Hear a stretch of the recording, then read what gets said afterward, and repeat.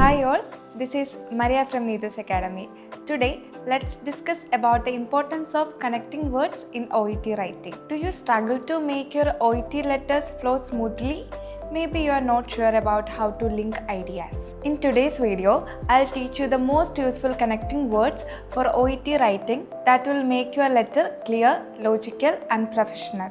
First, let's see why connecting words are important. In the OET writing subtest, examiners are not only checking your grammar and spelling, they are also looking at how well you organize and link information. If you use good connecting words, your letter will find smooth and easy to follow. But if you don't, it may look like a list of random facts. Now, let's look at the 4 types of connecting words. If you want to add information in your OET letter, you can use the connecting words such as additionally, in addition, and as well as. For example, the patient has a history of diabetes. In addition, she suffers from hypertension. Now, let's look at the connecting words which you can use to contrast the information in your letter. In such situations, you can use the connecting words such as however, although, even though, and despite of. For example, the wound has healed well. However, the patient reports mild pain.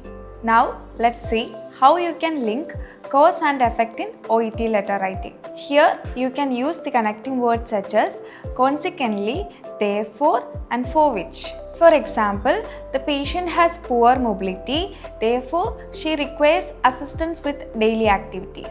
Now, let's see how we can sequence the events in OET writing. For that, you can use the connecting words such as firstly, secondly, and finally, consequently, subsequently, following, and followed by. For example, firstly, the patient was admitted to the hospital with a fever.